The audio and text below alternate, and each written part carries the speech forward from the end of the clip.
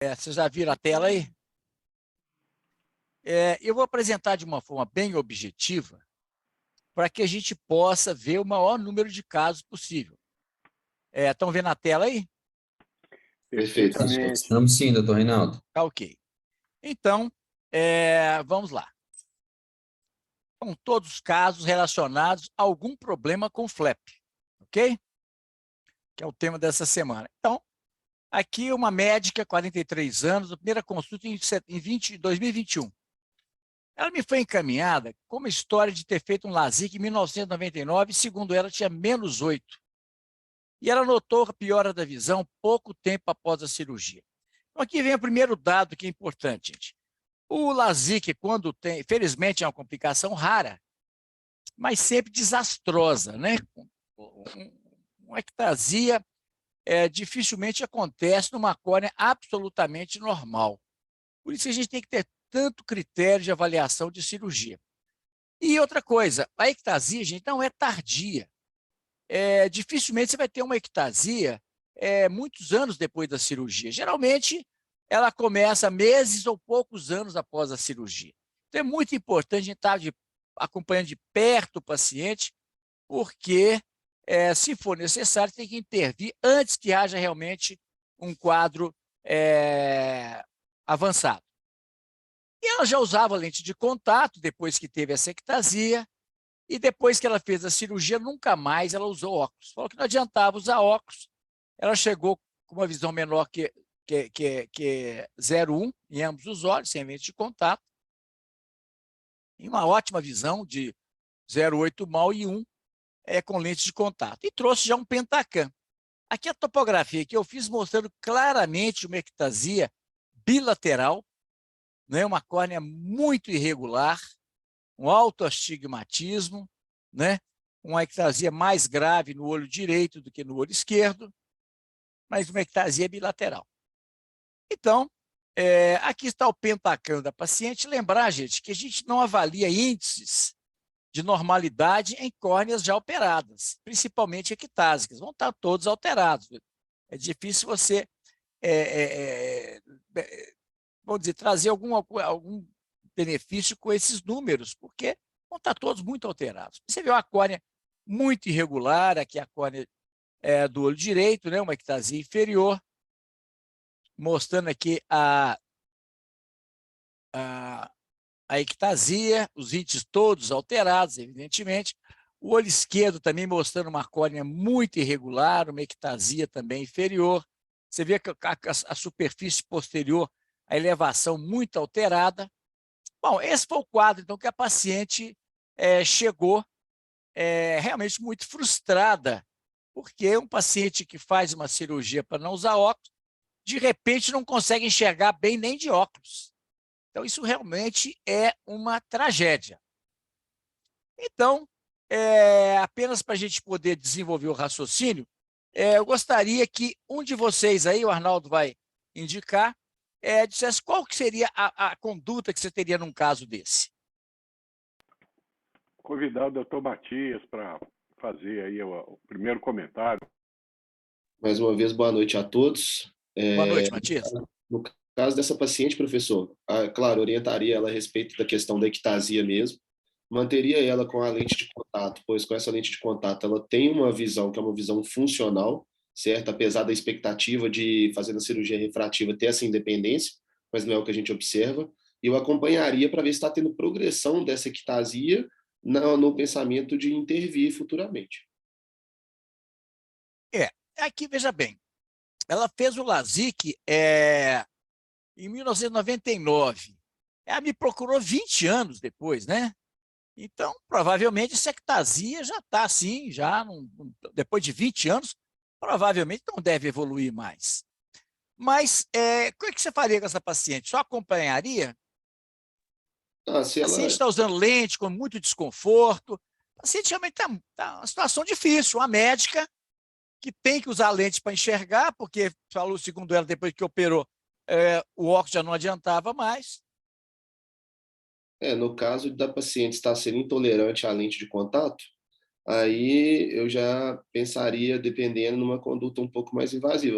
Invasiva, assim, no sentido de cirúrgica, né? Ou pensaria em um anel, se tiver viabilidade na programação cirúrgica, mas orientando que a paciente pode ainda assim necessitar da lente de contato. Assim como seria no caso do transplante de córnea. Ela poderia fazer um transplante para a solução dessa ectasia, mas ainda assim necessitar da lente de contato também. Então seria um pouco menos invasiva, optaria pelo anel. Pois é, mas ela quer saber o que você indicaria. Você indicaria, então, o quê? O anel? A minha sugestão, no caso da paciente intolerante à lente, eu tentaria anel no caso, professor. Tá bom. Então, vamos lá, vamos ver o que foi feito. Tem aqui essas opções. E essa paciente, o seguinte, gente, para minha surpresa, eu fiz uma refração nessa paciente e eu consegui, naquela paciente que falou que nunca mais foi receitado óculos, porque não adiantava, eu consegui um 0,8 mal no olho esquerdo, mas que é uma visão extremamente satisfatória para alguém que não está conseguindo usar lente de contato. Então, a paciente ficou muito satisfeita de eu receitar um óculos para ela, mesmo que no olho direito não melhorasse nada, ela, pelo menos, ela tinha uma alternativa para trabalhar sem estar com o sofrimento das lentes de contato. Mas existem lentes e lentes, adaptações e adaptações. A gente sempre deve tentar, né, uma lente de contato, que realmente é a melhor reabilitação visual. E realmente eu tentei, observe quantas lentes que eu tentei. A Smart Lens, a Best Fit K-Max, a Spherica, Rosicá, todas eu consegui uma ótima visão, mas com uma grande intolerância. Então, a visão monocular para essa paciente médica, ela estava satisfeita pelo fato de não ter que usar lente de contato o tempo todo. Observe aqui a lente que eu adaptei nela, uma lente muito bem centrada, bem adaptada, mas a paciente tinha muito desconforto. Então, qual outra solução que você apresentaria para ela, Matilde? Aí, Já então, melhorou um pouco a situação. Você já deu ela condições de ter alguma visão com óculos? Já melhorou, você já começou a melhorar a relação médico-paciente. com certeza. Mas, A e opção aí? do óculos deixa a paciente um pouco mais satisfeita, mas como o senhor disse que não resolve, inicialmente eu manteria a conduta de tentar o anel, principalmente no olho direito da paciente, que é um olho que você não conseguiu uma melhora com o óculos, para tentar diminuir um pouco das aberrações e ver se com o óculos, nesse caso, consegue ter uma melhora da qualidade visual antes de ir para um transplante de córnea. Ok. Então, vamos ver o que eu fiz. Eu comentei com ela que existia uma lente nova, chamava lente escleral, que o problema dela era o conforto. Ela não se importava de usar lente, até porque foi a única alternativa que foi dada a ela. Bom, eu peguei e coloquei uma lente de teste na paciente e a paciente já queria ir embora com a lente, mesmo não estando no grau dela. Como já deu uma visão boa de perto, essa paciente ficou extremamente feliz e já queria ir embora com a lente. Bom, aqui está mostrando o que é que a gente tem que avaliar numa lente escleral. Primeiro, se tem algum toque central, algum toque corneano, não pode ter. Como é que está a compressão dos vasos, se os vasos estão interrompidos, se tem uma área de branqueamento aqui dos vasos conjuntivais, não tinha. A lente tem que estar fixa, um movimento de menos de 1 milímetro, praticamente imóvel. Ela tem que ter uma distância da córtex, da lente, até o ápice da lente, até a superfície posterior, um volt aí, essa distância, em torno de 100, 200 micra. A gente avalia esse tamanho de volt pela espessura da córnea. A superfície também da lente, se a lente está adequadamente, se o paciente não está causando nenhuma alteração da superfície ocular, o conforto e, evidentemente, a visão. Se tiver tudo favorável, o paciente vai ficar muito feliz. Aqui mostrando para vocês isso que eu comentei. Aqui estou mostrando várias lentes com diferentes volts. Eu vou pôr um grande aumento aqui para vocês entenderem. Isso aqui, gente, ó, é a superfície anterior da lente. Aqui nós estamos vendo aqui o volt. E aqui a superfície posterior da lente, aqui o volt da lente. Aqui está mostrando a espessura da córnea. Então, a gente avalia esse Walt em relação à espessura da córnea. Se essa córnea tem 400 micra, esse Walt aqui deve ter em torno de 100 micra. Ok?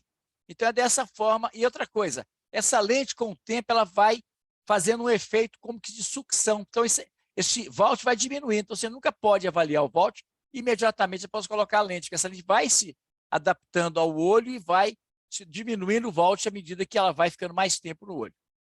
Bom, um caso grave, um caso de ectasia bilateral, uma paciente médica, e que a paciente até hoje continua usando lente escleral, continua usando óculos, e essa paciente passou a ter uma vida normal depois que fez esse tratamento. Então, o que é que a gente pode levar desse caso, um caso dramático, que sem muita, sem condutas invasivas, conseguimos resolver o problema da paciente, pelo menos temporariamente. Lê para nós aí o que a gente pode levar para casa desse caso, Matias. 1. O portador de ectasia deve ser tratado com muito cuidado. Já procurou vários colegas, tem a suspeita ou convicção de que houve erro médico, Google ou colega, já sabe muito bem sobre ectasia. Uma colocação infeliz pode ocasionar uma demanda judicial e você estará no meio do imbróglio. Por pior que possa parecer o caso, seja paciente e faça uma cuidadosa refração. O paciente submetido à refrativa frequentemente não quer voltar a usar lentes de contato. O mais imediato é reabilitar o paciente para suas atividades habituais. Assim, sempre considere o uso de óculos ou lente de contato. Isso vai tranquilizá-lo. Se a ectasia estiver em progressão, não for possível ou tiver resistência ao uso de lentes de contato, considere um implante de anel. Evite falar em transplante. O cirurgião refrativo deve atender à expectativa do paciente. A melhor conduta pode não ser cirúrgica. O implante de anel em ectasia após refrativa é ainda mais imprevisível. Por que eu tenho essa conduta? O fato de reabilitar a visão com óculos e ou lentes de contato gera uma boa relação com o paciente, que já está estressado. Após lidar com a frustração pelo resultado da refrativa, terei um paciente mais tranquilo para, se for necessário, fazer um procedimento cirúrgico. Se iniciarmos pelo anel e o resultado não for satisfatório, vai gerar uma nova frustração.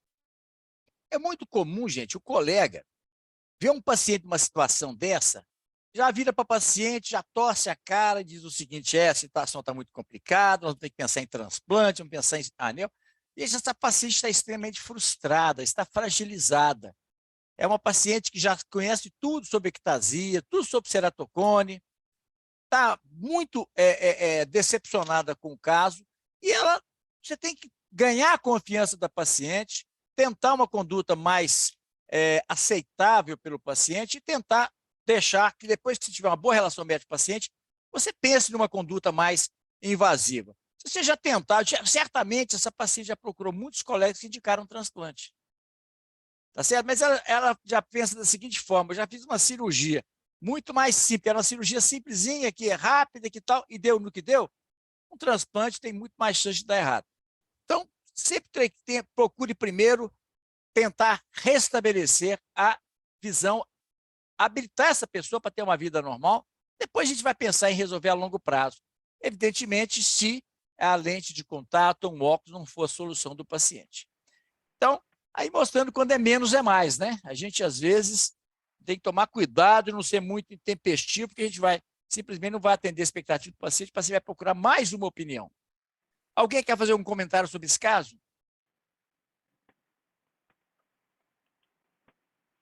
Arnaldo? Professor. Reinaldo. Diga. Pois não. Desculpa. Na prática de Pode falar. vocês, quando tem ectasia pós-LASIK e faz o implante de anel, tem que recorrer ao implante, vocês têm bom resultado ou realmente é muito imprevisível, depende de cada caso? É muito imprevisível e depende de cada caso. Uhum, a gente, realmente, o paciente que teve uma ectasia e que você dá para ele a opção do anel, esse paciente passa a ter uma expectativa que o anel vai resolver o problema dele. Dificilmente resolve. A maioria dos casos, o paciente continua usando lente de contato. Óculos sempre. Então, a gente tem que tomar muito cuidado, porque o anel ele não é tão vamos dizer, tão eficiente pós-ectasia como é pós o ceratocone primário. Entendi. Lógico, eu já Então, eu tenho uma coloquei várias vezes, pergunta. né? Eu já coloquei vários anéis pós-ectasia, mas os Aham. resultados não são aqueles que a gente espera. Então, a gente tem que colocar o paciente com uma expectativa bem realista para ele não frustrar novamente. Eu tenho uma pergunta. Diga. É, quando indicar um cross-linking, assim que você começa, assim, que momento indicar um cross-link quando você vê uma alteração inicial ali numa topografia, num paciente que já fez uma refrativa. E aí ele fala, né, que a visão está ruim, e aí você, assim, quantos meses depois, assim, que isso vai começar a piorar e que você deve indicar um crosslink? Geralmente, na primeira vez que você já vê alguma alteração da topografia, você já indica?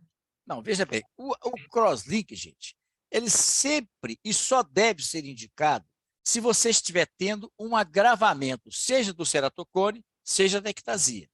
Essa paciente tem 20 anos de evolução.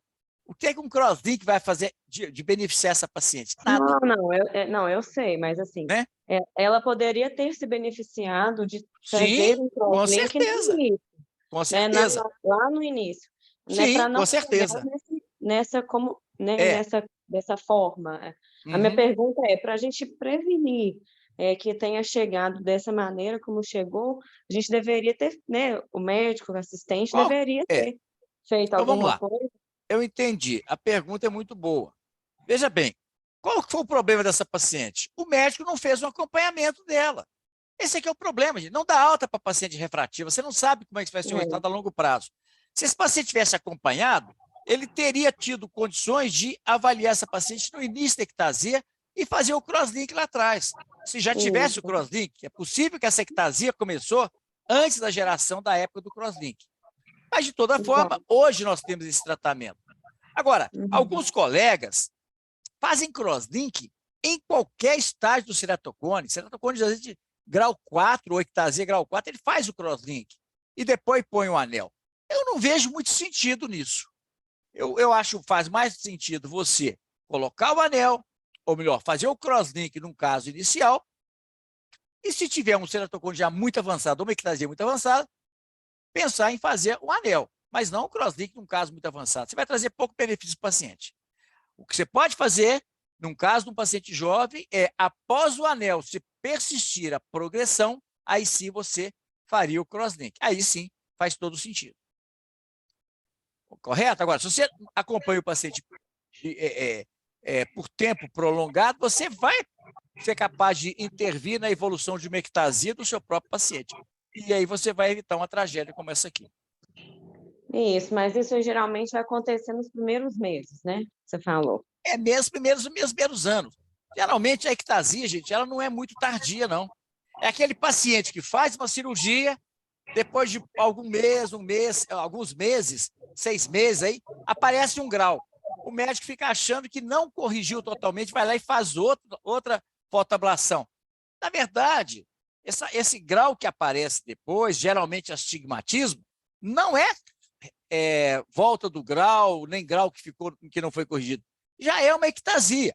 Então, você tem que tomar muito cuidado, gente. Eu já vi isso lá no ocular laser, o colega chega lá para poder reoperar um paciente, que você pega uma topografia e diz, não, pera, isso aqui é uma ectasia. E o colega ia fazer uma nova fotoablação, levantar um flap para fazer uma nova ablação.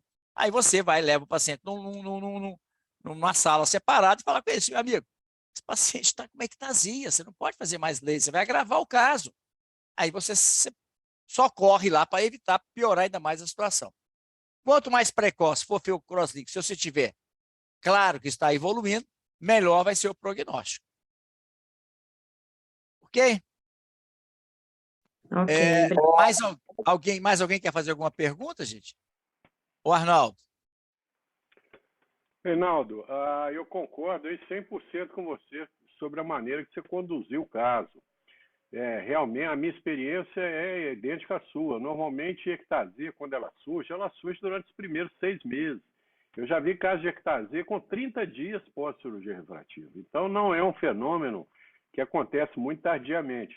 É muito comum eu receber lá na clínica uma visita de um colega que traz o paciente, muitas vezes operou o paciente há 2, 3 meses, e esse paciente está apresentando lá um residual de astigmatismo, miopia, e o colega leva lá com o objetivo de avaliar uma eventual recirurgia. Então, lembrar o seguinte, como você já comentou anteriormente, toda vez que você tem um grau residual pós-cirurgia refrativa, ou precoce ou tardio, nós temos que fazer o diagnóstico diferencial de uma hipocorreção, de uma regressão, ou de uma eventual ectasia que está se iniciando. E é muito comum o colega achar que está havendo uma regressão, quando na realidade não é regressão nenhuma, é uma ectasia que já está se iniciando. E a pior coisa que a gente pode fazer na ectasia realmente é reaplicar o laser, e nós vamos agravar realmente o caso. O crosslink, eu concordo com você, o crosslink ele tem uma ótima indicação quando você faz o diagnóstico de uma ectasia precoce, ou seja, tem lá a ectasia se iniciando, o crosslink ele funciona muito bem naquela fase que a ectasia está se iniciando, mas que ainda não existe uma aberração muito grande na córnea. Aquele paciente que já está com, igual essa paciente que tem 20 anos que foi submetida à cirurgia refrativa, tudo de ruim que podia acontecer em termos de aberração na córnea dela já aconteceu, não tem, o crosslink em hipótese alguma vai beneficiá-la em nada. A minha experiência com relação a anel em ectasia é um pouco diferente da sua. Eu já fiz vários casos e os resultados não são excelentes, igual os resultados que a gente vê no ceratocone, mas a gente consegue muitas vezes melhorar as irregularidades corneanas e os pacientes se sentem muito satisfeitos. Então, a minha indicação principal em paciente com ectasia, principalmente em evolução, é o anel corneal. Agora, eu concordo com você que aquele paciente que fez uma refrativa e está lá com a qualidade de visão terrível, se você já indicar um procedimento cirúrgico para ele, sem reabilitar a visão dele, ele muitas vezes vai procurar uma segunda, uma terceira ou uma quarta opinião. Então, eu sou favorável a adaptar uma lente de contato ou fazer uma refração minuciosa para melhorar a qualidade de visão desse paciente, para apagar incêndio. E depois que ele já tiver com a sua reabilitação visual, já poder voltar ao trabalho, às atividades dele, aí sim indicar o implante de anel para resolver o problema dele de uma maneira mais definitiva. Ok? Então, basicamente, é isso. Ok. Então, vamos passar para um outro caso aqui. Esse caso aqui, gente, se eu já tiver apresentado ele para vocês, a gente passa rapidamente só para a gente lembrar das possíveis complicações. Eu estou querendo aqui mostrar exatamente isso. Isso aqui é uma paciente, uma feminina de 67 anos, ela me procurou com a história de LASIK há 12 anos. Veio com um relatório da colega, essa paciente que a Belkis que me encaminhou, lá de Goiânia, parece. Ela foi encaminhada com uma queixa. O problema dessa paciente, gente, era uma diplopia monocular. Ela tinha uma visão de 0,801. Ei, Isadora. Uma história. Gente, Isadora, é o microfone aberto aí. Isadora, vem cá. Isadora, vem gente, cá, vamos tomar banho. Vem cá, vamos tomar banho. Tem o microfone aberto. Em mim. Vem aqui. Venha tomar Arnaldo, banho. quem está com o microfone aberto aí, corta o som. Pedir o doutor Léo Saliba para desligar o microfone dele, por favor. Bom, então vocês veem aqui o seguinte, olho direito, um LASIK muito bonito, né? E olha que tragédia do olho esquerdo. Um aplanamento muito grande, uma córnea totalmente irregular, que explica uma visão de 0,1 e 0,2 com mais 2,50.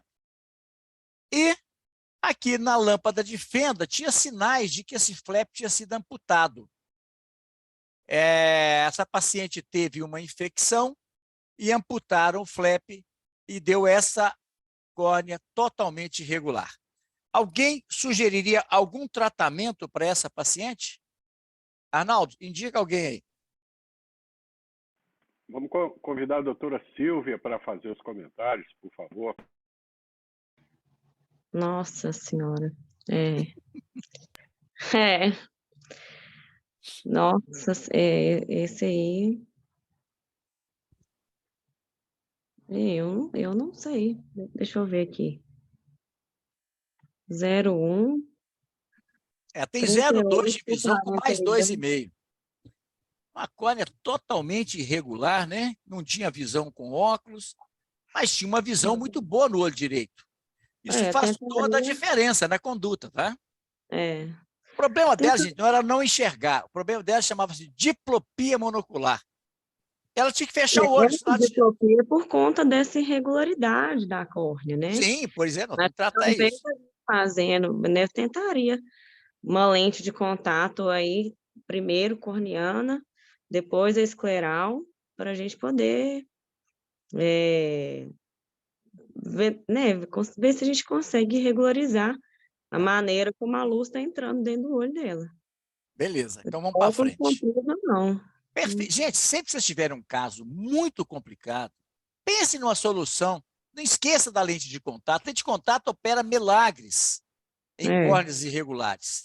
E foi interessante que eu coloquei uma lente rígida, comum, não era lente multicurva, não era nenhuma lente muito sofisticada, era uma lente asférica, que é a minha lente de preferência para adaptação e ceratocones iniciais, cores. Eu tenho sempre uma asférica primeiro. E observo que quando eu coloquei a lente, a paciente já relatou que não tinha diplopia. Ela não estava com a visão muito boa. Ela estava com a visão para perto, ela ficou com a visão excelente, mas sem diplopia. Ela ficou extremamente feliz pelo fato de não ter a diplopia. O problema dela, como eu falei com vocês, não era a baixa de visão. Então, aqui vocês observam o seguinte, ó. Aqui é a imagem da lente adaptada, e aqui vocês vão ver o seguinte, ó. Olha essa marca aqui, ó. Aqui é onde foi feito o flap, aqui vocês observam o flap, aqui onde está mostrando a setinha, aqui em cima, onde foi feita a amputação do flap. Aqui em cima foi feita a amputação do flap. Aqui está a lente, você vê que a lente não fica totalmente centrada, porque é uma córnea muito irregular. Deu um raise aqui também, porque era uma córnea que foi feita uma retirada do flap. E, opa, peraí. Então, aqui o seguinte, aqui só para mostrar a vocês um vídeo já com a lente de contato. Você vê que a lente está muito bem adaptada, apesar de ser uma córnea muito irregular, uma lente aqui mostrando o outro olho, normal, né? Não tem nenhum problema. O outro olho não tinha necessidade de fazer nenhuma correção. Aqui mostrando a córnea dessa paciente sem a lente de contato, mostrando que tinha uma córnea realmente, a superfície ocular dela não é, aqui não está muito claro, mas aqui está mostrando a borda do flap, aqui onde aqui, não tem mais flap, mas aqui foi onde tinha o flap, onde foi feito o flap original, e foi amputado o flap aqui em cima. A gente vê uma marca que, deixa eu ver se eu consigo parar aqui o vídeo, para vocês verem aqui a marca de onde foi feita a amputação do flap. Ali não está aparecendo, deixa eu ver aqui. Aqui, ó.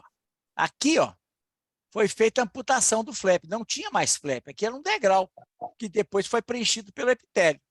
E essa paciente, na verdade, o problema dela não era não enxergar desse olho, era que esse olho atrapalhava muito o olho direito, que tinha uma visão muito boa.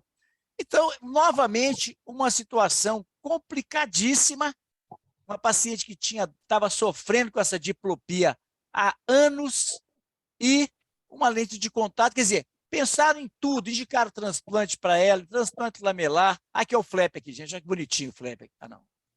Aqui embaixo, onde tem aqui, ó. Aqui, ó, tá vendo aqui, ó? Onde tinha a borda do flap. E ele foi amputado porque essa paciente teve uma infecção. Então, se você foi na mosca, realmente a gente sempre deve tentar uma lente de contato nesses casos de córneas muito irregulares, complicações graves, né? Sempre tenta a lente de contato, que você vai ter uma reabilitação visual melhor do que qualquer tratamento cirúrgico. O que é que nós podemos depender desse caso também, Silvia? Dá uma lida aí para nós. Essa paciente apresentou uma complicação tardia do LASIK. Teve uma infecção, possivelmente herpética, foi tratada com aciclovir e evoluiu com o Meltin. Se o tratamento de uma infecção sobre o flap não evoluir bem, a amputação do flap e encaminhamento do material para cultura e antibiograma deve ser considerável. Recebemos uma paciente extremamente ansiosa e desesperada em função de uma diplopia monocular incapacitante. Vários tratamentos foram propostos. TPRK-OE, PRK topoguiado, transplante Dawker, lente de contato rígida gastromeável e lente escleral. A queixa principal da paciente não era a baixa visual, e sim a diplopia. O fato da lente rígida melhorar a diplopia foi a opção escolhida. Ao colocar a lente de teste com uma sobrerrefração de +6, a paciente chorou de felicidade. Isso foi emocionante, porque ela falou assim, gente, eu estou sofrendo com isso há 10 anos. Por que ninguém nunca me pôs uma lente de contato no olho? Falava em transplante, falava em reoperação, só falava em coisas mais complicadas. A expectativa dela, gente, era tratar a diplopia. Ela deixou claro, o objetivo nosso é atender a expectativa do paciente. Eu falo sempre isso com vocês. Inicialmente, foi proposta uma báscula no olho esquerdo, mas a paciente optou pela melhor visão para longe, já que dirige com frequência. Estava sem dirigir há 5 meses. Córneas muito irregulares geralmente não permitem imagens reprodutíveis para o tratamento topoguiado. Sempre considere a lente de contato rígida antes de propor DALK, transplante, né? TG é o quê? Topoguiado? Anel e etc. É isso aí. É, alguém que quer fazer alguma pergunta sobre esse caso, gente? Nada. Oi? 10 anos, que coisa. Não, pois é, gente, são coisas absurdas. E aí, depois que vê a solução, uma solução simples, fala assim, por que ninguém nunca pensou? É porque muitas vezes o colega quer atender a expectativa dele como colega. O cara quer colocar uma córnea nova, o cara quer fazer um tratamento topoguiado, Não é isso que a paciente estava procurando, ela estava querendo resolver o problema da diplopia. Uhum. Entendeu? Eu pensei até em fazer nela um óculos com prisma, mas a córnea era tão irregular que não tinha jeito. Então, a opção para ela foi colocar essa lente e ela ficou extremamente feliz. Isso. Alguém quer fazer algum comentário sobre esse caso? Novamente, um caso muito desafiador de amputação de flare pós-infecção e a paciente acabou tendo uma solução com lente de contato. Então, a lente de contato deve fazer parte do nosso arsenal de soluções. Doutor Reinaldo, uma coisa que eu ia falar, que às vezes o colega não sabe adaptar. Não estou dizendo que é o caso, né? O colega Sim. não sabe adaptar e não pensa na lente. Né? Perfeito, Cláudio. Perfeito. É isso mesmo. Gente, hoje, inclusive, eu estava até conversando com o Cláudio, eu tentei, inclusive, hoje, ver se vocês poderiam acompanhar um ambulatório de lente, que eu acho que isso é muito importante. Mas a diretoria clínica do hospital falou que é muito importante o trabalho de vocês na orientação dos residentes lá no bloco cirúrgico. Então, nós vamos fazer o seguinte, o Cláudio está aqui conosco agora, ele é preceptor da refrativa. Então, eu diria a vocês o seguinte, sempre que vocês tiverem disponibilidade lá no hospital, então um dia mais tranquilo, tem disponibilidade? Vai lá no ambulatório de lente de contato, vocês vão aprender muito com o Cláudio, uma referência. E a lente de contato, gente, é muito importante para resolver casos complicados em cirurgia refrativa. Tá bom? Dê um tempinho, em vez de ficar lá, tal, vai lá no ambulatório de lente, lá, você pega os horários que o Cláudio está lá e vão lá e discutir casos com ele, ver a adaptação com ele lá, que vai ser muito importante para vocês. Vai ser um prazer, viu, pessoal? A Silvia já esteve lá conversando comigo, né, Silvia? Só não encaixou de ir, né? Maravilha. Arnaldo, você quer fazer algum comentário? Com certeza. Reinaldo, a sua lembrança aí da lente de contato, ela é muito oportuna. Nós participamos aí durante 20 e tantos anos, aí, todos os anos, no curso do Kleber Godinho, enquanto ele estava vivo. E o Kleber adorava falar que as pessoas achavam que ele não gostava de cirurgia refrativa, mas que ele adorava cirurgia refrativa, porque toda vez que ela não dava certo, a solução tinha que encaminhar o paciente para ele resolver com a lente de contato, seja de apoio corneano ou apoio escleral.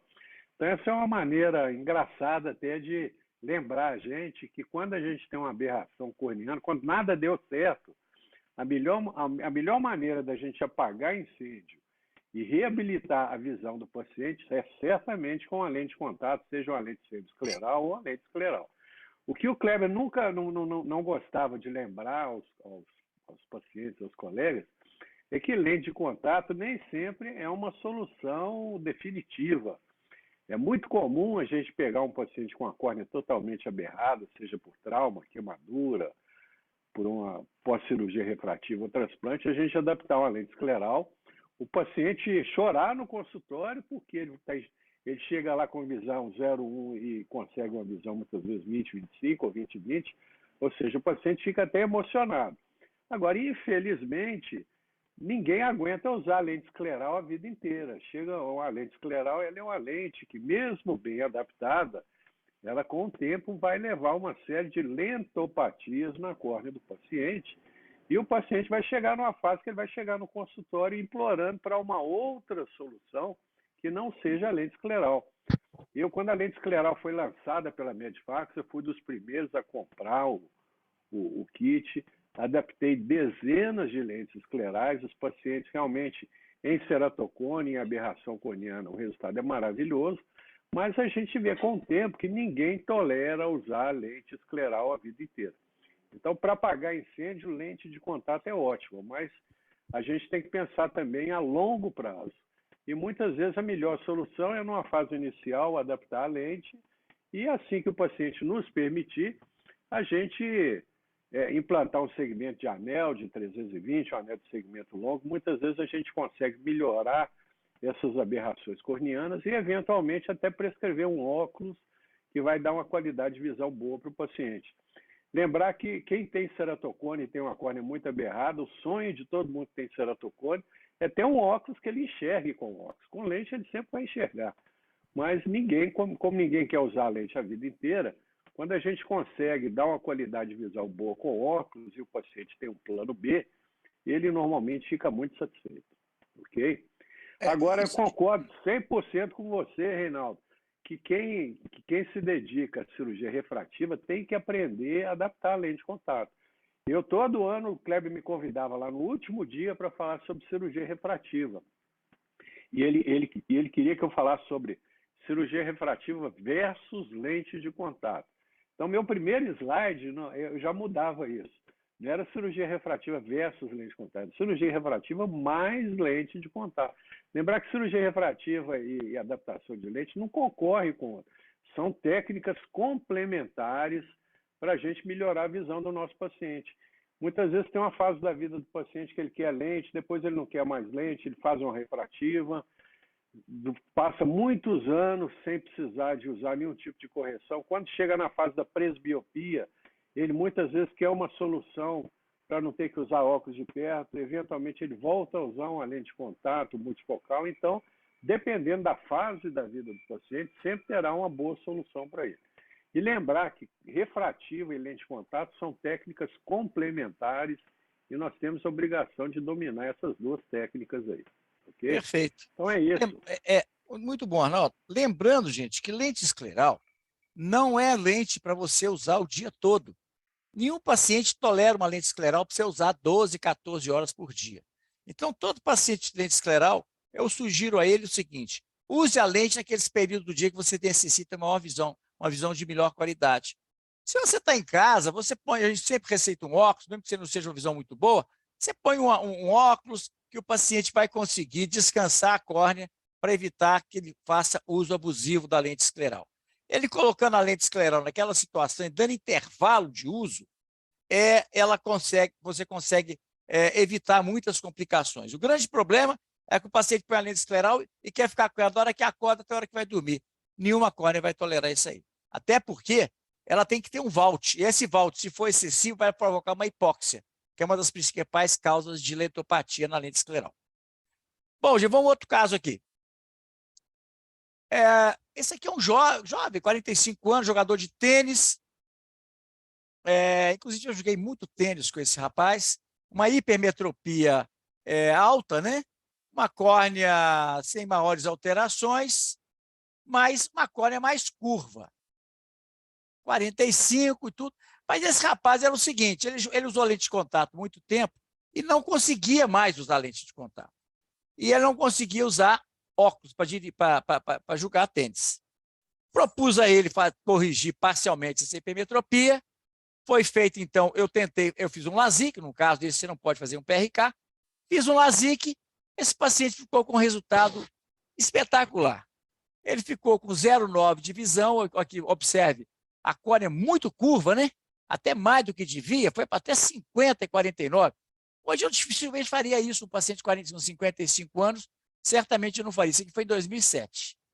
Bom, mas o paciente ficou muito satisfeito, começou depois a queixar baixa de visão para perto, a presbiopia foi aumentando, eu passei um óculos para perto, tudo bem. Depois ele veio, já alguns anos depois, 5 anos depois, com piora da visão do olho direito, foi feita uma cirurgia de catarata, reabilitou novamente a visão, o paciente estava muito satisfeito, visão 1, sem nenhuma queixa. Bom, até que, em 2021, esse paciente me procurou, me ligou desesperado, que ele teve um trauma e estava enxergando muito mal do olho esquerdo. E me procurou em regime de urgência e chegou desse jeito lá na clínica. Observe aqui, vocês estão observando aqui uma linha? Vocês estão vendo o mouse aqui? Ambos, sim. Pois é. Então, quem vai conduzir esse caso aqui? Qual que é a solução? Quem vai falar para nós, Arnaldo? Vamos ver aqui, vamos convidar a doutora Débora, por favor. Então, Débora, a visão desse paciente era uma visão menor que 20/400, tá? Uhum. Já na lâmpada de fenda, quando eu já fiz essa fotografia, já estava com uma congestão, né, conjuntival, uma irritação ocular importante, uma sensação de desconforto, areia nos olhos, muito importante. E aí, o que você acha que aconteceu? Esse flap deslocou, né? Parece que saiu ou deslocou, pelo visto. Observe, gente, esse paciente operou em 2007, Mais desculpa, 2011, 10 anos depois. e voltou 10 anos depois desse jeito. Quando eu corei com fluoresceína, olha o que aconteceu.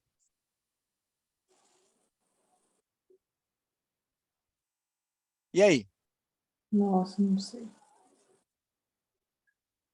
Olha isso. Na área central, né? Olha para você ver. Sim. O flap, gente, ele foi arrancado, rasgou o flap. Observe que aqui está um rasgo aqui, outro aqui. Estava todo fatiado o flap dele. Olha que tristeza. Então, o que você acha? Que era um elusão epitelial? Seria o caso de ocluir isso aí, fazer um uso de antibiótico, fazer um epitesão, alguma coisa? O que você acha, Débora? Professor. Sei não. Gente, se o paciente já tem história, você sabe que tem história de LASIK, você nunca pode pensar que isso aí seja epitélio. Você tem que pensar forçosamente que isso aí seja o flap dele que descolou todo. Então, a melhor forma de você fazer isso é anestesiar esse paciente, levar para o bloco cirúrgico e fazer uma exploração cirúrgica. Uhum. Então, imediatamente, eu levei esse paciente para o bloco cirúrgico. Aqui, como ele estava quando ele chegou, aqui quando eu corei com fluoresceína, aqui você observa nessa seta mostrando aqui onde foi a lesão do flap, né? Aqui mostrando, observe, no pós-operatório imediato, cheio de dobras de DCM, aqui já mostrando que já tinha reduzido as dobras, aqui já não tinha mais nenhuma dobra, então esse paciente foi feito um reposicionamento. Observe que é o seguinte, ele me procurou 4 dias depois, ele ficou 4 dias com o olho desse jeito. Mas quando há ruptura, professor, você consegue reposicionar esse flap, mesmo tendo na porção central as rupturas, consegue, né? Você consegue... Aqui, ó.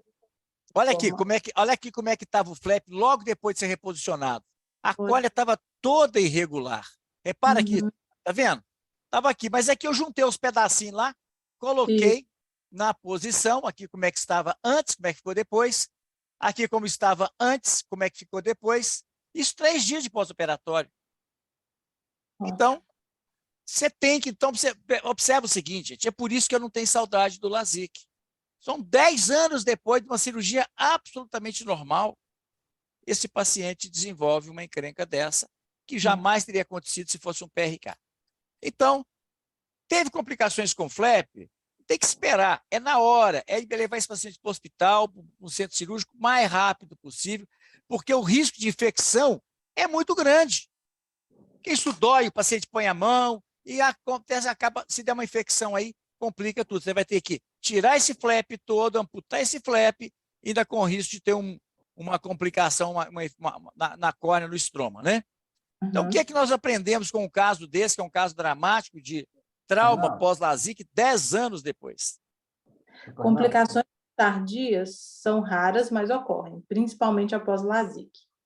A conduta inicial, oclusão com antibiótico pode piorar o prognóstico devido à epitelização da interface. Claro, se você fizer um antibiótico ali e ocluir esse paciente, gente, o epitélio vai crescer ali debaixo desses pedaços de flap, e aí vai ser impossível depois você tratar esse paciente. Ótimo. Quanto mais precoce a intervenção, melhor o resultado visual. Antes de reposicionar o flap, faça uma limpeza rigorosa do epitélio na interface, até para evitar, né, o crescimento epitelial que o senhor falou. Se ao reposicionar o flap, as estrias forem grosseiras e persistentes, irrigar o flap com água destilada estéril, compressão do flap com o dispositivo apropriado e sutura em último caso. Os cuidados... Porque, às vezes, esse aí, veja bem, desculpa, só te interromper um pouquinho. Esse paciente veio com 3 ou 4 dias depois do trauma. E, felizmente, quer dizer, apesar da gravidade, foi possível reposicionar esse flap. Às vezes o flap fica com memórias, e essa memória, muitas vezes, você não desfaz ela penteando com uma esponja de celulose. Aí você tem que, muitas vezes, hidratar esse flap, causar um edema nele, para que ele se possa desfazer essas dobras importantes, que senão depois essas dobras vão provocar uma baixa de qualidade de visão. Em último caso, quando essas dobras são muito grosseiras na área central, você pode desfazê-las fazendo uma sutura, esticando o flap na área central para que ele possa evitar comprometer a visão. Ótimo. Os cuidados após o reposicionamento devem ser por até 30 dias. Não tenha pressa em remover a lente de contato terapêutica. Quanto tempo? Sim, é diferente. É diferente com a lente de contato terapêutica no LASIK normal. Eu deixei essa lente de contato desse paciente, eu vi esse paciente praticamente em dias alternados. E essa lente de contato, ela ficou mais ou menos aí uns 15 dias desse paciente. Eu deixava a lente lá porque eu tinha muito medo de uma piscada, uma coçada no olho e pudesse deslocar aqueles fragmentos de flap. Então, eu deixei uns 15 dias e pedi ele para dormir com uma proteção acrílica durante 30 dias e não coçar o olho em hipótese alguma. Ok. Oriente para possível piora da visão se a área pupilar for acometida. Se a laceração do flap for importante e impedir um bom reposicionamento, considere a amputação do flap. Se você perceber que não deu para reposicionar ou faltou um pedaço do flap, ele perdeu um pedaço do flap, tudo, não adianta colocar aquele flap todo irregular que vai ser pior. Ampute o flap, pode aparecer alguma alteração refracional, mas você vai ter uma qualidade de visão melhor. Aqui mostrando mais uma vez. Aqui no pré, um dia no pós-operatório, 3 dias já não tinha mais nada. E o que foi muito gratificante? Olha o resultado final desse paciente com 30 dias. Olha a topografia dele. Estava com 0,9 no olho direito, 0,7 com menos 1,25, eixo 60. E eu não passei óculos para esse paciente. Então, quer dizer, foi assim, um resultado surpreendentemente bom pela gravidade do caso. Ok? Muito bom. Isso aqui, muito bem. Alguém quer fazer algum comentário sobre esse caso? Arnaldo? Reinaldo, eu acho que você conduziu muito bem o caso. Agora, lembrar o seguinte, pessoal, o paciente que tem alguma atividade física ou esportiva em que ele tem um risco de ter um trauma ocular aumentado, normalmente não são bons candidatos para LASIK. Então, aquele paciente que luta artes marciais, que é um profissional, muitas vezes é um atleta de futebol ou basquete, ou pratica esporte com uma certa intensidade, a melhor opção para esse paciente, sem dúvida, que é o PRK. E, realmente, se você tem um flap lá irregular, com estria, que está induzindo uma série de aberrações e astigmatismo na parte central da córnea. Sem dúvida que a melhor opção é simplesmente a amputação do flap. Agora, lembrar o seguinte, pessoal, toda vez que você amputa o flap, você vai ter uma epitelização no estroma corneano e a chance de você ter um raise severo é enorme. Então, se eventualmente, eu já amputei flaps talvez uma meia dúzia de vezes. É uma complicação que não é muito comum, mas eventualmente a gente tem que fazer. Agora, toda vez que você eventualmente precisar amputar um flap, use mitomicina C para você evitar um raise severo, porque certamente você vai pagar um preço e o preço é o raise. Então, na realidade, quando você remove um flap, a sua cirurgia lamelar virou um PRK. Então, nós temos que tomar todas as condutas para evitar um raise. Aquele paciente que está com aberração corneana, qualidade de visão ruim, e que vai desenvolver um raise, ele também não vai ficar satisfeito. Então, lembrar que a mitomicina C aí, ela é bastante útil aí nessas situações.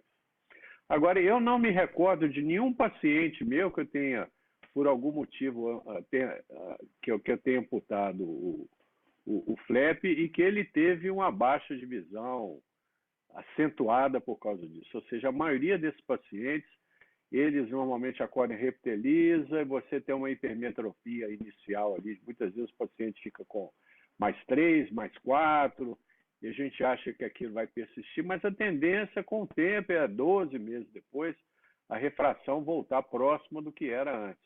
Então, essa hipermetropia inicial ela é muito comum, mas a tendência, o prognóstico é favorável a gente, ok? Gente, lembrando aí, o Arnaldo falou uma coisa importante aí, de pacientes que estão expostos a trauma. Realmente, o paciente é um lutador, que tem contato físico. Esse paciente, realmente, o LASIK não é a melhor alternativa. Agora, nós temos que lembrar que esse paciente era jogador de tênis. Se tem um esporte que você não tem trauma por contato, é o tênis, até porque um jogador fica de um lado, do outro lado da rede. E outra coisa, era um paciente com pode tomar uma bolada no olho. Eu já tomei uma bolada no olho e... Descolamento de retina por jogador de tênis. Sim, a bola de tênis, ela encaixa certinho na órbita. Exato. Então, realmente, o risco de trauma, mas já é muito mais um trauma contuso, né? Vai comprometer muito mais. A possibilidade de comprometer a retina é muito maior do que a córnea. Mas a possibilidade também de um caso desse, era um paciente com mais 5 de hipermetropia, evidentemente, era um caso, ou fazia LASIK ou não fazia nada. Não dava para fazer PRK num caso de mais 5. Hipermetropia é sinônimo de LASIK, pessoal. Um paciente mais 5, se fizer um PRK, o resultado será desastroso. Vai ser temporário, vai ter muita regressão. E astigmatismo e regressão. Então é isso. Então vamos lá. Alguém quer fazer mais uma pergunta sobre esse caso? Ou vamos para mais uma tragédia aqui? Doutor Arnaldo estava falando aí da questão da mitomicina nesse caso. Quanto tempo deixa a mitomicina, doutor Arnaldo? Giovanni, você vai usar mitomicina C aí, vai depender do... Normalmente eu uso sempre a mitomicina C profilática por 45 segundos. Essa semana você acompanhou lá uma paciente que eu fiz um retratamento para uma colega de um paciente automíope, doutora Fernanda, que o paciente dela desenvolveu um raise bilateral severo. Então, nesses casos em que o paciente já tem raise e você vai fazer um PTK, aí eu uso o dobro do tempo. Eu sempre uso a mitomicina C milesimal, eu não uso a mitomicina C centesimal. Mas nesses casos que não é profilaxia do raise e tratamento, eu uso normalmente por 90 segundos. Ok? Ok. Vamos lá. Pois não, pode falar. Com relação ao regime aí, antibiótico, corticoide, você passa associação, passa separado, tira um antes, tira o outro depois? Você fala em que caso? Nesse aqui do trauma? Não, isso aí eu passei uma associação. A associação, gente, ela tem uma grande vantagem. É menos uso de colírio, menos chance do paciente esquecer de pingar e menos chance também dele ficar tocando o olho. Agora, é evidente, quando eu tenho que fazer um uso de um corticoide por mais tempo, eu começo com uma associação, suspendo a associação e depois passo um corticoide isoladamente. Nesse caso, como o paciente tinha um trauma muito grave, eu usei corticoide nele quase 30 dias, até a córnea estar totalmente regular, a topografia regular, eu mantive esse paciente com um corticoide para evitar um edema desse flap, que poderia ter uma cicatrização irregular. E realmente foi um resultado espetacular, eu não esperava que desse um resultado tão bom quanto ele teve, mas eu acho que também os cuidados e a precocidade do tratamento fez toda a diferença. Bom, gente, esse aqui é um outro caso. Vocês estão reparando o seguinte, todos esses casos aqui foram encaminhados. Nenhum era caso meu. Ou melhor, só esse caso do trauma que eu operei, fiz LASIK, e depois ele veio depois de um trauma. Mas os outros casos foram encaminhados já complicados. Esse aqui é um estudante de medicina, 24 anos, a primeira consulta de 2014, relata que tinha feito LASIK há 2 anos. Ele tinha menos 3,5 e notando piora da visão noturna, especialmente à noite, não, né? Notando piora da visão noturna. Ponto. Então, vamos lá. A paquimetria dele estava aqui, a refração que ele tinha, uma refração muito pequena, 0,75. O problema dele chamava-se qualidade de visão. Aí eu fiz uma topografia desse paciente, e ele estava essa córnea aqui. Ó. Na época, a gente não tinha o Pentacam, então eu pedi também um Orbiscan, está aqui o Orbiscan. Quem vai comentar esse caso para nós, Arnaldo? Reinaldo, vamos ver aqui quem que nós podemos convidar aqui. Doutor Giovanni. Combinado, doutor. Vamos lá, Tô vendo Giovanni. aí, a refração dele do olho direito de menos 0,75 estava 1, né? No olho esquerdo plano, menos 1,25 a 120, 0,8. Tinha 43,12, 42,87 no olho, 46,37, 43,25 no olho. A paquimetria dele estava 484 micro no olho, 444 no outro. Foi feito aí, tô vendo que aqui na córnea dele, aqui no Orbiscan, como se tivesse, aqui principalmente na olho esquerdo, aqui tá parecendo como se fosse uma DMP, como se fosse uma simetria inferior aqui, direita, esquerda. Eu vi que pela topografia aqui, você calculou o KIS dele também, né? Uhum. No direito estava 30 e no olho esquerdo 60, né? Uhum. Isso.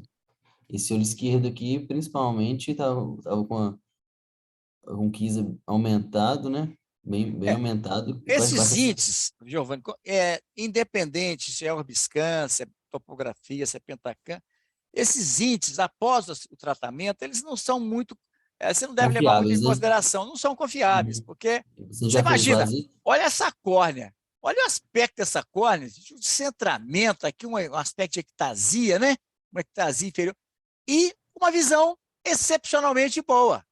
É muito boa, qualidade visual de 1,08. A acuidade visual boa, mas ele estava tendo muita piora da visão noturna.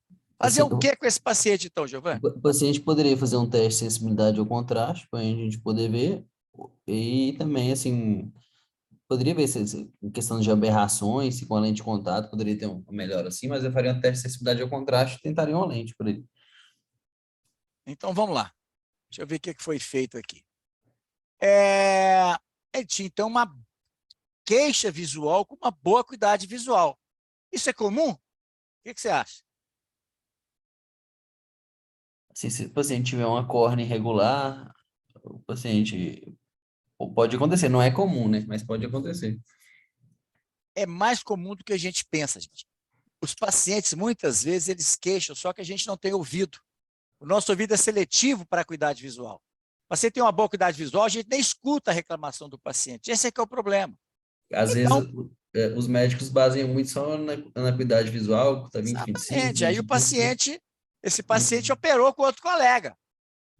E acabou que alguém falou com ele que eu mexia com qualidade de visão, e ele veio me procurar, porque ele tinha problema de qualidade de visão.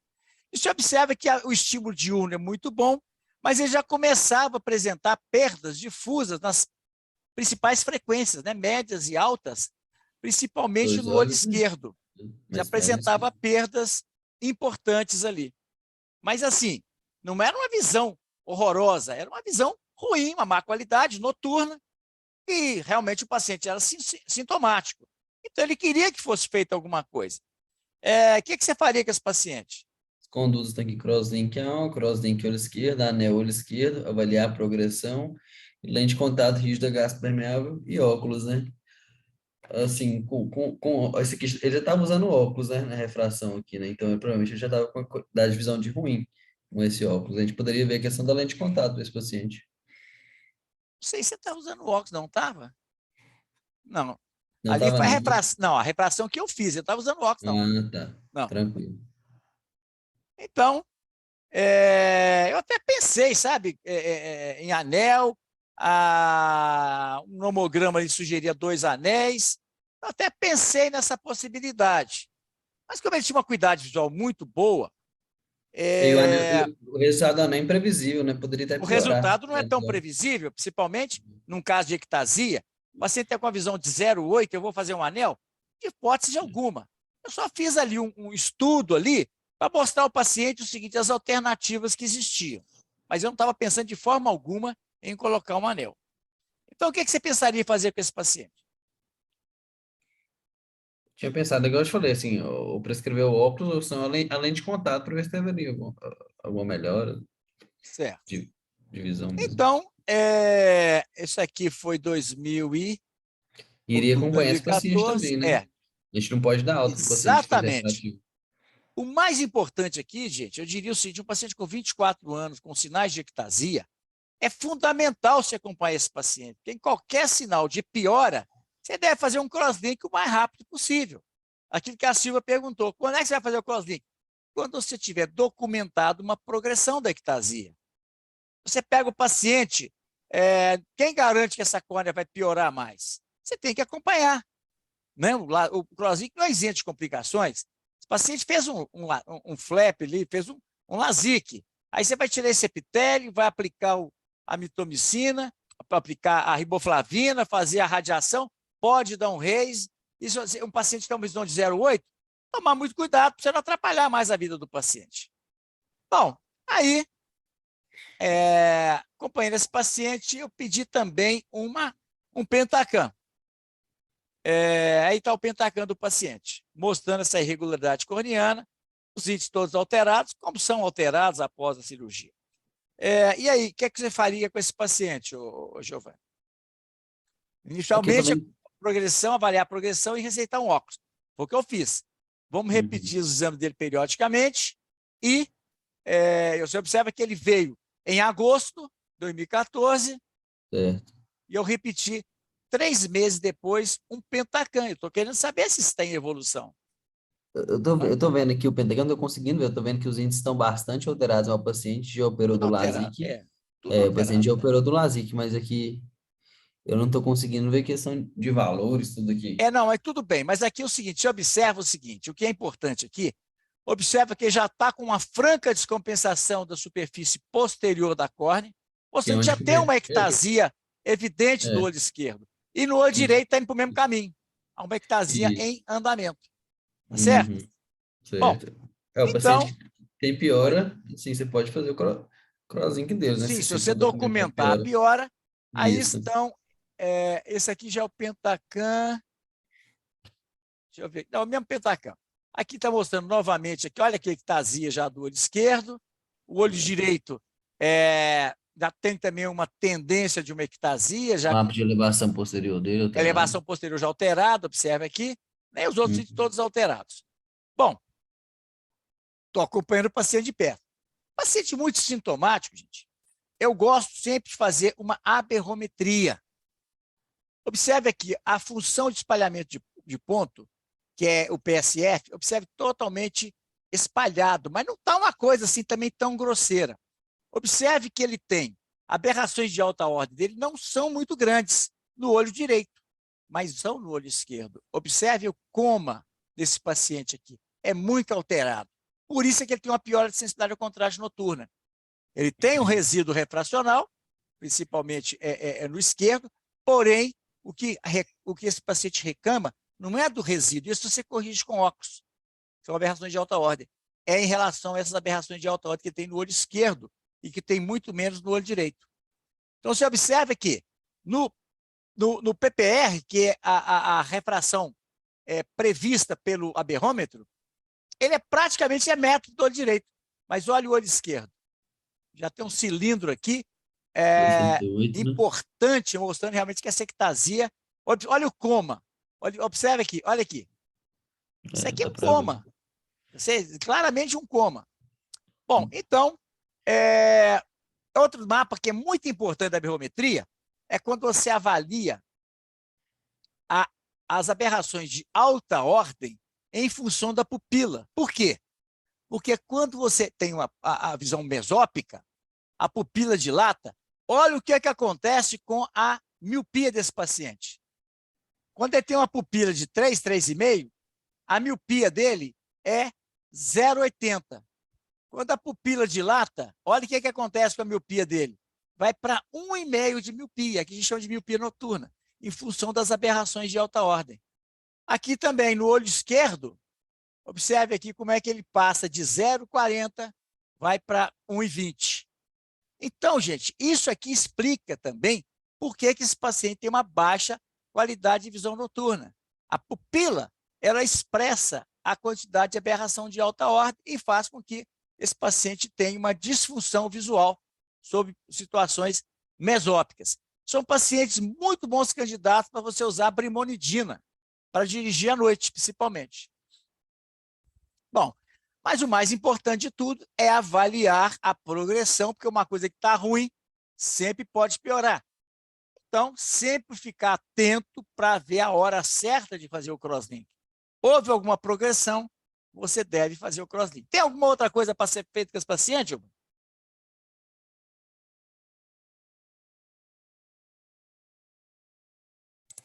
Então, do paciente, que eu pensei foi essa questão aí. Então, a questão da pupila dele aí, de aumentar a quantidade de aberrações, em questão da brimonidina, alguns outros falam da pilocarpina, do olho, eu pensei, por exemplo, do olho esquerdo, fazer o crosslinking dele, que a gente está vendo que tem uma piora, né? Acompanhar também para ver como é que vai evoluir, se não vai ter raise, se vai ter, né? Aqui, pelos índices do Pentacam, não tinha alterações assim, grandes, mas o problema é que esses índices já estão todos alterados. Aqui nós tínhamos um cilindro de 1,70, de 1,25 e agora foi para 1,75. Então, a ectasia é evidente, mas será que tem progressão? A gente tem que definir bem se tem progressão para justificar o crosslink. Como eu falei, crosslink não é isento de complicações. E a única forma que você tem de fazer isso é repetindo a topografia com frequência. Tá certo? Certo. Ele voltou depois 1 ano e meio, ele voltou. Piorou mais, né? Observe aqui agora como é que estava a topografia antes e depois. Aqui estava 44, o Camassa dele foi para 47. O olho direito ele continuava com a visão. A córnea encurvou, o astigmatismo piorou, né? A acuidade visual reduziu. Você configura agora uma progressão? Tem uma progressão. Perfeito, já documentou uma progressão. Tem um Teve um afinamento aumento do da córnea K-máximo, teve uma piora da acuidade visual. Então, indicar o crosslink. Você faria nos 2 olhos ou faria no olho só? Só no olho esquerdo, doutor. Perfeito, você só tem progressão no olho esquerdo. Né? O olho direito, você observa que ele está aqui, continua 43, 43, aqui 40. Tem uma certa a questão da topografia tá mais ou menos parecida, Bem a espessura estável. também, tá bem tranquila, a acuidade visual boa. Perfeito, totalmente estável. Então, eu repeti o teste de sensibilidade ao contraste e você observa que o olho direito também dele começou a piorar a visão noturna, apesar da acuidade visual estar normal. Ou seja, abre um alerta também para o olho direito, porque as aberrações decorrentes da ectasia, elas alteram primeiro a sensibilidade ao contraste para depois alterar a acuidade visual. Então, em janeiro de 2016, quando esse paciente voltou, eu indiquei nele um crosslink do olho esquerdo e falei que para ficar muito atento com esse olho direito, que a gente vai acompanhar para ver se tem necessidade de operar também o olho direito. Só que esse paciente levou mais 6 meses para resolver fazer o crosslink. Quando ele voltou em julho, a ceratometria, que era 47, foi para 48. Piorou. Ou seja, mais. o cilindro, que aqui era 1 e pouco, 2, foi para quase 4 e aqui foi para mais de 4. Ou seja, o paciente estava perdendo tempo, perdendo a oportunidade. Então, assim que ele decidiu, em agosto de 2016, foi feito um crosslink e observa que ele já estava com 0,3 de visão sem melhora, logo depois do crosslink, porque piora a visão. Por isso a gente tem que ter certeza que está progredindo, porque se esse paciente desenvolve um RASE com perda de linha de visão, o paciente pode ficar muito frustrado se ele não tiver certeza que a doença estava em progressão. Mas, felizmente, depois... Não, isso aqui foi antes. Ele estava com a visão de 0,7, depois ele estava com 0,3. Qual que é a conduta que você faria com esse paciente? Aí esse paciente, igual, por exemplo, aí, tem que estar usando as medicações pós-operatórias, assim, antibiótico, Claro. Depois que cicatrizou, você não precisa mais usar, usa corticoide até os 30 dias, corticoide que não precisa ser de grande potência, né? Mas é acompanhar de perto, né?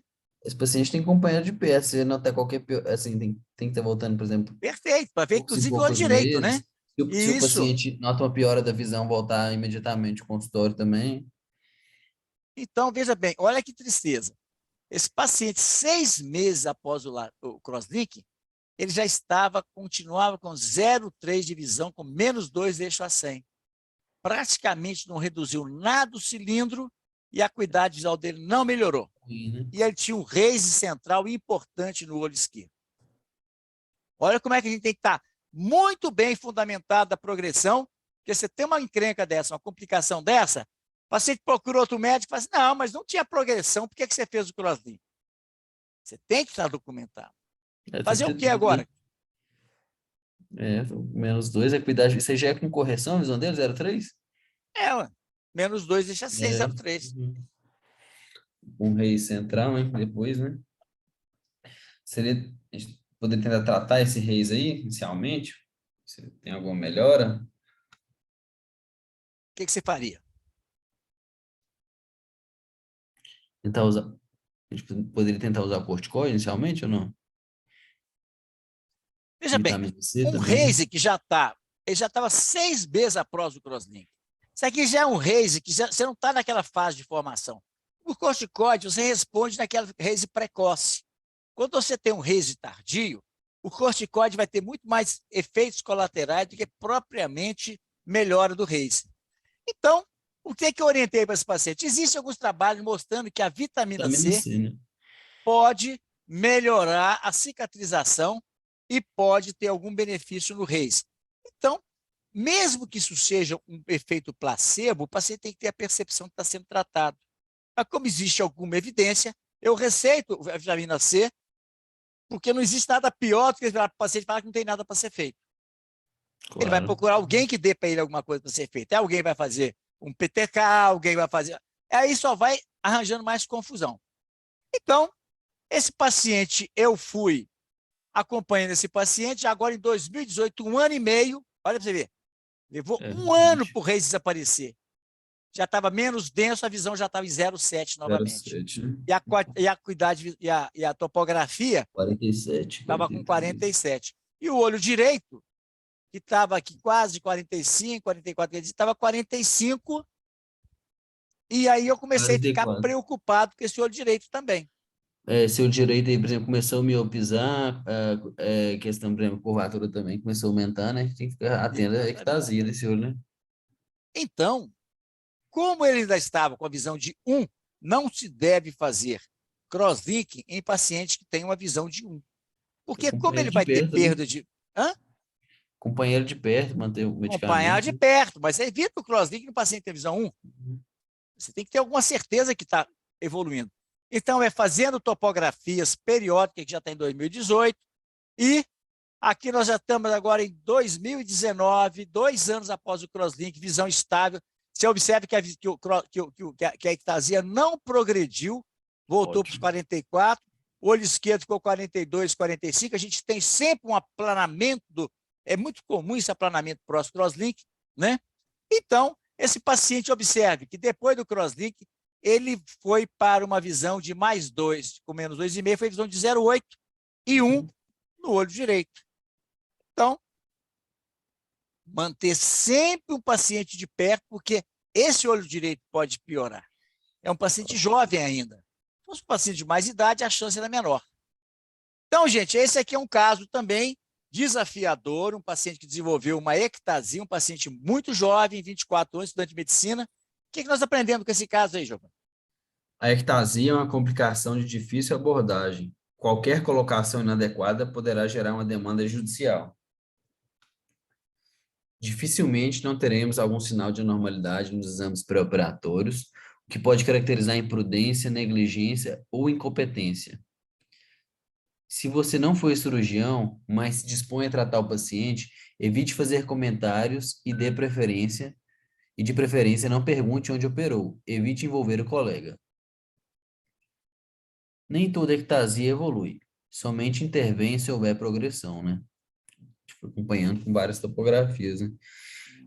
Casos leves onde o paciente relata uma visão satisfatória com óculos Receite óculos. Receite o óculos e acompanhe para ter certeza da estabilidade da córnea também, né? O crosslink pode ter complicações como haze, aplanamento progressivo e infecção. Documente bem para ter certeza da evolução. A recuperação da visão após o crosslink pode ser muito lenta e o paciente deve ser orientado. Qualquer melhora deve ser valorizada. O paciente pode não perceber uma progressão muito lenta, especialmente quando é monocular.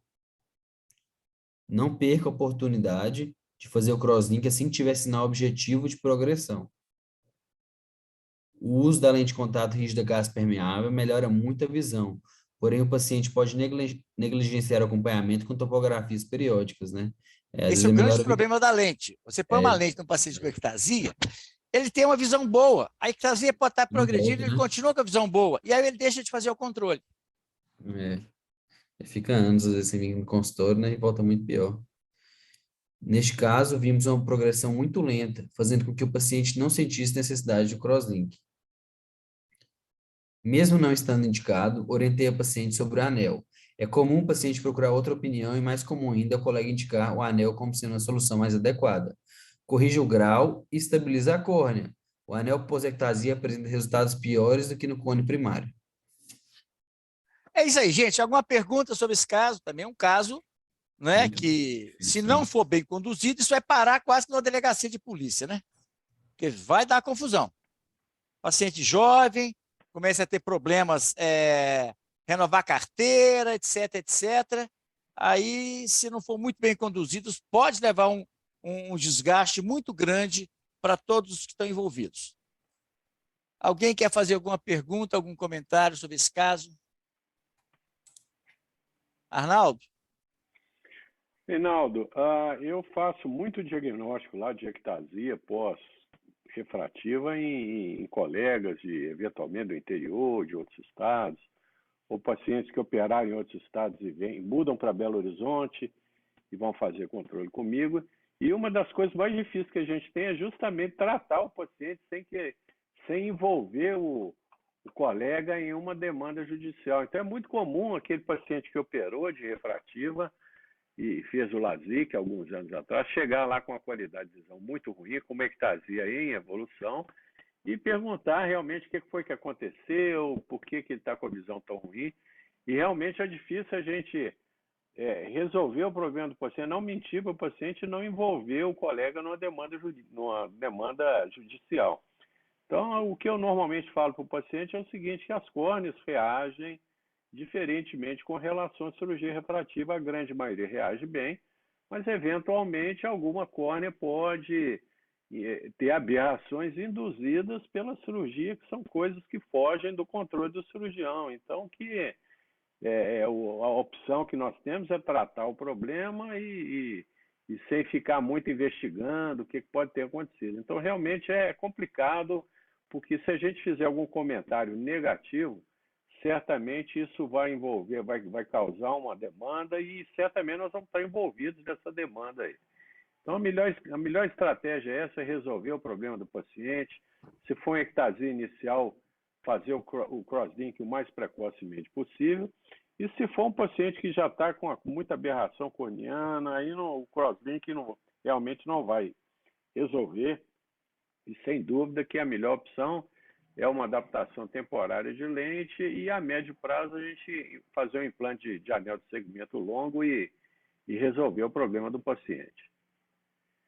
Eu fui um entusiasta do crosslink há 20 anos atrás, quando a gente nem sabia o que era crosslink, e o Ferrara, eu convidei o Ferrara para dar uma aula lá na Santa Casa sobre o novo nomograma dele. Ele chegou lá com uma pastinha de James Bond debaixo do braço e eu perguntei, ô Paulo, que pasta é essa aí? Ele tinha acabado de voltar num congresso na Itália, em Siena, na Toscana, e foi o primeiro congresso de crosslinking que teve no mundo. E o Paulo foi lá, esteve lá e assistiu às palestras todas lá em Siena e resolveu comprar um aparelho lá na Itália e trazer para o Brasil. E a opinião que ele tinha na época era que o crosslinking era um procedimento que não iria resolver o problema, porque ia envelhecer a córnea e não ia promover a reabilitação visual do paciente. Então, ele estava muito inseguro com relação ao crosslink. Então, eu sugeri para ele, na época, a gente fazer um trabalho lá na Santa Casa, com o comitê de ética lá da Santa Casa, a gente fazer lá alguns casos gratuitos, são 100 pacientes de crosslinking, e avaliar o resultado. Então, na época, o doutor Lucas começou a ser um fellow lá da Refrativa, nós convidamos o Lucas para participar, e eu, o Ferrara e o Lucas, realizamos lá algumas dezenas de casos de crosslink. Isso foi há 20 anos atrás. E o nosso resultado realmente foi que o crosslink era eficaz no sentido de estabilizar as ectasias corneanas quando realizado precocemente. Então, eu na época fiquei muito entusiasmado com o crosslink, comecei a fazer bastante, mas hoje em dia eu sou muito cético com relação, a minha opinião com relação ao crosslink mudou bastante, sabe? Então, eu realmente hoje em dia só indico o crosslink naquelas ectasias iniciais pós-LASIK e naqueles pacientes que eventualmente ainda têm uma qualidade de visão excelente, muitas vezes adolescentes, e que estão com o cone lá incipiente, já evoluindo. Então, nessa situação, eu indico e faço o crosslink. Mas hoje em dia a minha tendência maior é cada vez mais fazer implante de anel e menos crosslink. E eu acho que a realidade de todo mundo é essa, ou seja, as indicações do crosslink, infelizmente, não são aquelas que a gente gostaria e realmente não é uma técnica que reabilita a visão do paciente. Pelo contrário, é importante que a gente comunique aos nossos pacientes que a qualidade de visão vai piorar durante os primeiros meses e com 6 meses, 1 ano, é que a qualidade da visão vai melhorar. Então, é uma técnica, realmente o crosslink é uma técnica que nos auxilia, mas a gente tem que ter muita parcimônia na indicação do crosslink, até porque não é uma técnica isenta de complicações. Existem relatos aí na literatura de pacientes que evoluíram para melting quando não são observadas aquelas contraindicações que o Sailer nos alertou há 20 e tantos anos atrás. Ok? Então é isso, Reinaldo. Eu acho interessante, você está desanimado com o crosslink, mas você fala assim, mas eu só faço naqueles casos iniciais, com uma ectasia, com a visão ainda está boa, mas esses são os casos realmente que têm indicação. Existe realmente, eu sei que você está falando isso, porque nós temos colegas que indicam crosslink para ceratocone grau 4. Isso eu também acho que não faz o menor sentido. Ceratocone em evolução, que já tem perda de visão importante, córnea muito aberrada, você não deve fazer o crosslink, você vai ter que partir para o anel. Você já perdeu a oportunidade. É aquilo que eu chamo de perda de oportunidade. Vamos para mais um casinho aqui para terminar? Nós estamos sem fé, acabaram os fellows aí. Vamos convidar o doutor Cláudio para nos auxiliar aí, então. Tá, então deixe-me ver aqui. Deixa eu ver onde nós Doutor paramos. Reinaldo. Oi, pode falar. No final, eu só queria pedir uma ajuda. Claro. Para você, com um caso meu. Não, na verdade, vamos discutir. Assim, é um caso, não é uma cirurgia de pterígio que aconteceu um problema. Aí eu queria que vocês me dessem uma Não, luz. então vamos lá, então vamos ao seu caso. É mais importante de resolver os seus problemas. Vamos lá. Você tem os slides aí do caso? Não, é uma foto que eu vou mostrar para vocês aqui. Então põe ela aí. Eu Então. vou explicar o que aconteceu. É um paciente meu que ele estava com uma catarata grau 2 e ele tinha um pterígio nasal e temporal que estava causando um aplanamento importante da córnea. Ele estava com mais 4,5, com menos 5,5 de refração. E aí eu resolvi fazer primeiro a cirurgia de pterígio dele antes de fazer a catarata e tudo. E aí, beleza, era um pterígio muito denso, muito fibrótico, assim, que na hora que eu fui fazer, né, o arrancamento, tanto nasal quanto, né, não sei, acho que foi nasal, na hora que eu fui fazer o arrancamento nasal, aí deu uma desepitelização, entendeu? O epitélio soltou junto, assim, e ele fez um corte até e pegando no eixo. Eu gostaria de mostrar a foto, só que o senhor tem que parar o compartilhamento Tá. da tela. Tranquilo. Ok. Vou mostrar a foto aqui.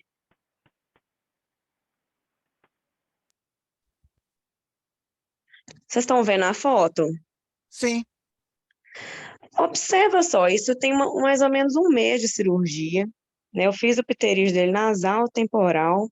Vou dar um zoom aqui, vocês conseguem ver uma linha bem no centro? Sim.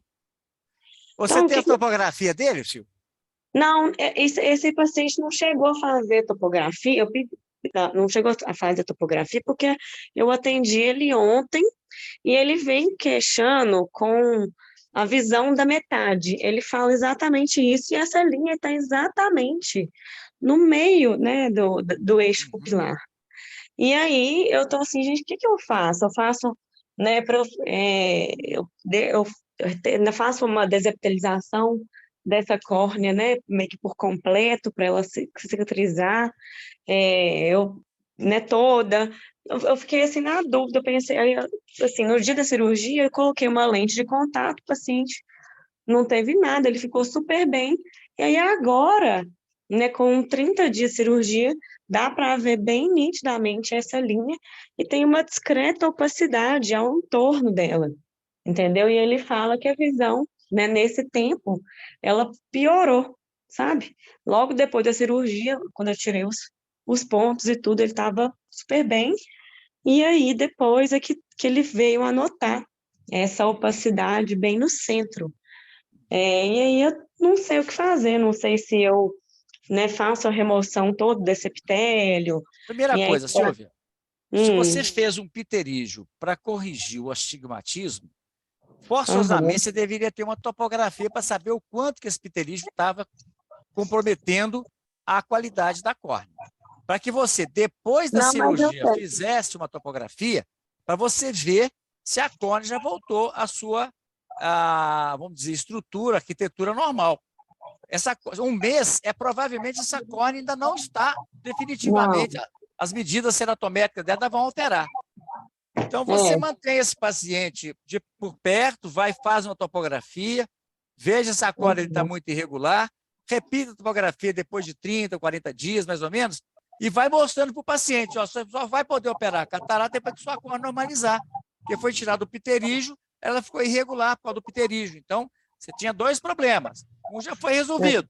Agora temos que esperar a sua córnea normalizar para poder fazer as medidas biométricas e poder fazer depois a cirurgia de catarata. Isso. Mas a questão isso aí eu estou fazendo, entendeu? Tô fazendo o manejo dele, ainda não estou, nem propus a ele fazer a cirurgia de catarata ainda não. Estou fazendo esse manejo, Mas a topografia dele, como é que está? Eu vou pedir ainda, porque ainda não deu tempo, sabe? Pois é, mas você devia ter feito antes para você comparar com depois. Antes eu tenho, mas já diminuiu, porque ele estava, na serotometria, estava menos 4,5 e hoje, né, ontem no caso, já estava menos 3,5. O cilindro? Diminuiu. O cilindro. Entendi. Pois é, faz uma topografia para você comparar com o pré-operatório e espera essa topografia normalizar para você poder fazer a biometria para indicar a cirurgia. Agora, quanto a essa linha de cicatrização aí, eu acredito que isso aí vai desaparecer naturalmente. não vejo motivo de se preocupar, não vai? Passa para ele um lubrificante, para ele com frequência, e fala com ele que isso aí está uma fase de cicatrização, que é dar tempo, isso aí melhora com o tempo. Não, assim eu fico mais tranquilo, porque assim, gente, eu tomei um susto na hora que eu tirei o né, eu tirei o pterígio, plaf, veio um pedaço da córnea junto, assim. O pterígio pegava até na pupila? Era enorme, dá para ver, ele era um grau, assim, grau 3, dá para ver aqui nessa foto mesmo, até um leucoma que tem aqui, né, até na margem da pupila tem um leucomazinho, ele era nasal e temporal. Ele era Sim, mas enorme. a pergunta era o seguinte, ele já estava Não atingindo o chegava eixo visual ou não? Não, no eixo não. Tá. Fechar a janela aqui. Pois é, mas a cirurgia de pterígio, o aspecto está muito bom, então é dar tempo ao tempo, pingar lubrificante, falar com o paciente que o caso dele necessitou uma cirurgia prévia, que tem que esperar a córnea cicatrizar totalmente, isso leva meses, para depois fazer a cirurgia. Enquanto essa córnea melhorar, essa cicatrização aqui, a córnea estiver estável, normalmente, mesmo tirando o pterígio, ela não tira todo o cilindro, geralmente esse cilindro é geralmente a 180, o astigmatismo é 180. Pois é, mas isso aí, mesmo depois que fizer o cilindro pterígio, ele vai reduzir, mas não vai acabar. Então, aí tem que ver se é um paciente que deve fazer uma lente tórica, alguma coisa assim. Mas espera a córnea estabilizar. Tá. Mas você acha que essa linha aí, então, você acha que some isso aí? Isso aí vai desaparecer com o tempo. Porque minha preocupação é isso, porque ele fala da visão que ele está vendo pela metade. E aí eu entendi, né, essa queixa dele por ser uma linha exatamente no eixo visual, entendeu? Passa um lubrificante para ele aí que vai melhorando. Isso aí está muito pouco tempo. Pterígio é uma cirurgia de cicatrização muito lenta. Eu não mexeria nessa córnea, não. Tá bom. Tá. Mais alguém Obrigada. quer fazer algum comentário sobre o caso da Silvia?